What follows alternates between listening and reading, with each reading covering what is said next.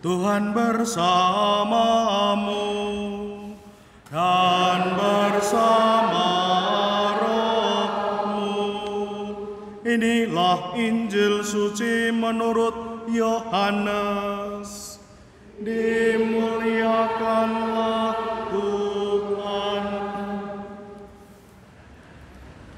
Sekali peristiwa, sampailah Yesus ke sebuah kota di Samaria yang bernama Sikar, dekat tanah yang dahulu diberikan Yakub kepada anaknya Yusuf. Di situ terdapat sumur Yakub. Yesus sangat letih oleh perjalanan, karena itu ia duduk di pinggir sumur itu. Hari-hari itu kira-kira pukul 12, maka datanglah seorang perempuan Samaria hendak menimba air. Kata Yesus kepadanya, "Berilah aku minum." Sebab murid-murid Yesus telah pergi ke kota untuk membeli makanan. Maka kata perempuan Samaria itu kepadanya, "Masakan engkau seorang Yahudi minta minum kepadaku, seorang Samaria?" Maklumlah, orang Yahudi tidak bergaul dengan orang Samaria. Jawab Yesus kepadanya, "Jika engkau tahu tentang karunia Allah, dan siapa dia yang berkata kepadamu, 'Berilah aku minum,' niscaya engkau telah meminta kepadanya, dan ia telah memberikan kepadamu air hidup." Kata perempuan itu kepadanya, "Tuhan, engkau tidak punya timba, dan sumur ini amat dalam. Dari manakah engkau memperoleh air hidup itu? Adakah engkau lebih besar daripada bapa kami Yakub, yang memberikan sumur ini kepada kami, dan ia sendiri telah minum dari dalamnya, ia beserta anak-anak dan ternaknya?" Jawab Yesus kepadanya, "Barang siapa minum air ini, ia akan haus lagi. Tetapi barang siapa minum air yang akan kuberikan kepadanya, ia tidak akan haus untuk selama-lamanya. Sebaliknya, air yang akan kuberikan kepadanya akan menjadi mata air di dalam dirinya, yang terus-menerus memancarkan sampai ke hidup yang kekal." Kata perempuan itu kepadanya, "Tuhan, berilah aku air itu supaya aku tidak haus dan tidak usah datang lagi ke sini untuk menimba." Setelah Yesus menyinggung masalah perempuan itu berkata kepada Yesus, "Tuhan, nyata sekarang padaku bahwa engkau seorang nabi. Nenek moyang kami menyembah di atas gunung ini, tetapi kamu katakan bahwa Yerusalemlah tempat orang menyembah." Kata Yesus kepadanya, "Percayalah kepadaku, hai perempuan, saatnya akan tiba bahwa kamu akan menyembah Bapa, bukan di gunung ini dan bukan juga di Yerusalem. Kamu menyembah apa yang tidak kamu kenal, tetapi kami menyembah yang kami kenal. Sebab keselamatan datang dari bangsa Yahudi. Tetapi saatnya akan datang, dan sudah tiba sekarang, bahwa para penyembah yang benar akan menyembah Bapa dalam roh dan kebenaran. Sebab Bapa menghendaki penyembah-penyembah yang demikian. Allah itu roh, dan barang siapa menyembah Dia harus menyembahnya dalam roh dan kebenaran." Jawab perempuan itu, "Aku tahu bahwa Mesias yang disebut juga Kristus akan datang. Apabila datang, ia akan memberitakan segala sesuatu kepada kami. Kata Yesus kepadanya, "Akulah dia yang sedang bercakap-cakap dengan engkau." Banyak orang Samaria dari kota itu telah menjadi percaya kepada Yesus karena perkataan perempuan itu. Dan ketika orang-orang Samaria itu sampai kepada Yesus, mereka meminta kepadanya supaya Yesus tinggal bersama mereka. Dan Yesus pun tinggal di situ 2 hari lamanya.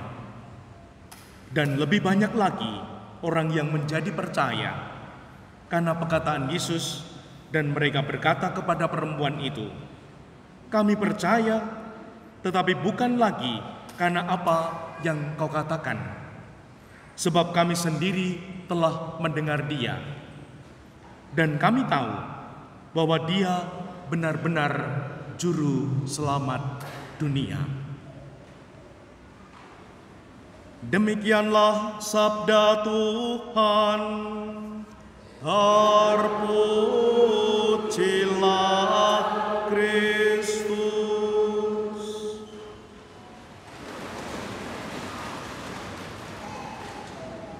Ibu bapak, yang kakung, yang putri, rekan-rekan muda, adik-adik, saudari-saudaraku yang terkasih, selamat sore berkah dalem. Masuk minggu Prapaskah ketiga, kita bertekun dalam iman, dalam ibadah-ibadah, dan puji Tuhan sangat membanggakan, seperti jalan salib yang hadir makin banyak, dan semoga renungan APP di lingkungan makin banyak ya. Makin banyak yang tidak hadir atau yang hadir? Oh ya, yang hadir ya, puji Tuhan. Ibu bapak, saudara-saudara yang terkasih, minggu Prapaskah ketiga ini Tuhan membimbing kita untuk bertumbuh dalam iman. Dan ternyata pengalaman iman kita hampir sama juga dengan pengalaman iman waktu itu di mana Tuhan Yesus hadir. Orang Yahudi, orang Samaria, ternyata seperti orang hebat. Tidak tiba-tiba jadi hebat. Orang berprestasi tidak tiba-tiba langsung juara. Maka dari itu, kalau hari ini Tuhan membimbing kita merenungkan iman kita, iman kita tidak tiba-tiba kuat. Tidak tiba-tiba kita sangat percaya, sangat yakin. Tidak. Namun sungguh ada dinamikanya, ada prosesnya. Maka mari kita cermati sabda Tuhan ini agar kita boleh melihat iman kita untuk bertumbuh. Dan semoga makin tangguh, makin kuat iman kita. Yang pertama, untuk percaya kepada Tuhan ternyata ada dinamikanya. Di mana seperti kita percaya segala yang ada di kehidupan ini tidak ada yang tiba-tiba. Tidak ada yang instan. Bahkan mie instan pun harus direbus. Meskipun zaman saya seminari mung dikremet-kremet, lalu ditaburi bumbune terus dipangan, jane rodong geragas. Tidak ada yang instan. Iman pun butuh dinamika atau proses. Dan semoga kita mau, yaitu diasah, ditempa oleh Tuhan seperti pisau, supaya pisau itu tajam, harus diasah, ditempa, dan semoga kita mau untuk menjalani tempaan Tuhan melalui peristiwa-peristiwa kehidupan kita. Seperti dalam bacaan pertama, dikisahkan di sana. Demikian diperbuat Musa di depan mata tua-tua Israel, karena Musa diuji, lalu akhirnya mengetuk gunung batu dan keluar air, lalu di sana terjadi ungkapan. Maka dinamailah tempat itu Massa dan Meriba, oleh karena orang Israel bertengkar dan oleh karena mereka telah mencobai Tuhan dengan mengatakan, adakah Tuhan di tengah-tengah kita atau tidak? Mungkin ibu bapak ketika mengalami beratnya hidup, sulitnya hidup, ruwetnya hidup, mungkin juga ada yang pernah mengatakan, adakah Tuhan ini? Katanya Tuhan itu adil, murah hati. Lah kok aku mengalami seperti ini? Dan ini ungkapan pribadi yang mengalami dinamika iman. Semoga mungkin kita pernah. Yang penting, seperti kalau kita ingin sehat, makan 3 kali, istirahat yang cukup, memelihara kehidupan ini, tidak kemudian ngelokro. Meskipun kadang mungkin malas makan, malas belajar, tetap makan supaya sehat. Supaya tetap sehat rohani, meskipun kadang-kala malas doa. Ya, doa 1 Salam Maria, tanda salib, kalau benar-benar malas. Namun tetap di jalannya, kalau bahasa kerennya itu on the track. Tidak lalu kemudian belok arah.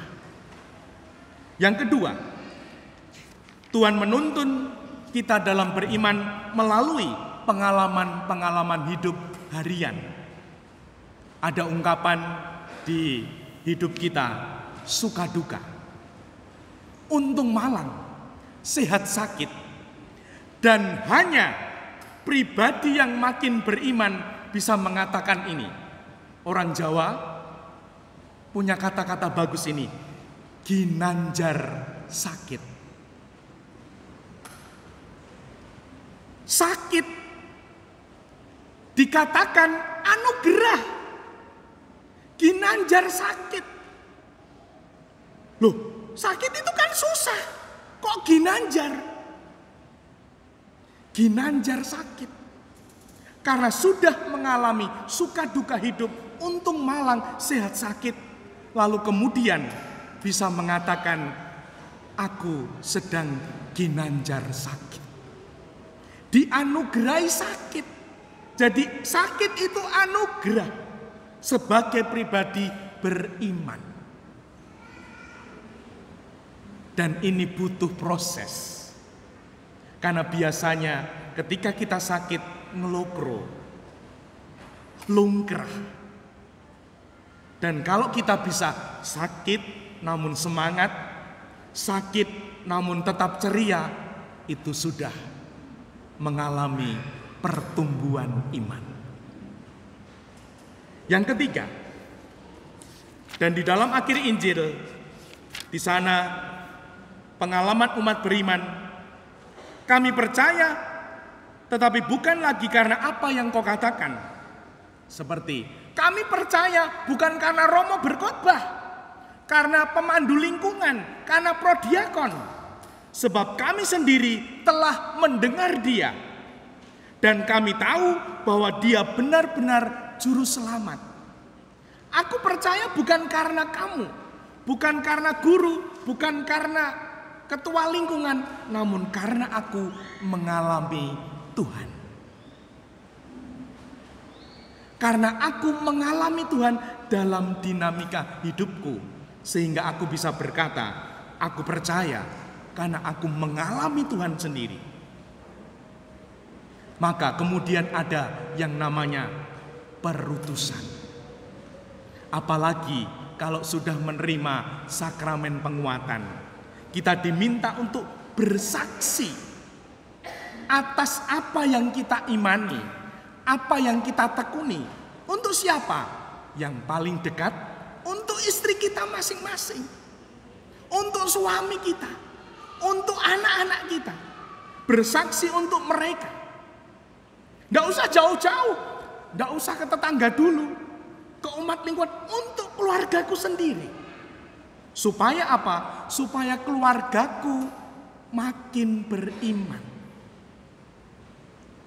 Kalau bersaksi keluar kota, kemana-mana, namun keluarganya sendiri tidak mendapat kesaksian, itu beltut, bel. Maka kesaksian untuk orang terdekat, keluargaku masing-masing, sehingga keluargaku menjadi keluarga Katolik yang makin tangguh, makin kuat untuk menjalani kehidupan yang tidak ringan ini. Dan sungguh iman itu butuh tekun, setia, dan tanggung jawab. Dan semoga bapaknya bersaksi, ibunya bersaksi, anaknya bersaksi, pastilah keluarga itu akan makin terberkati. Dimuliakanlah Tuhan kini dan sepanjang masa.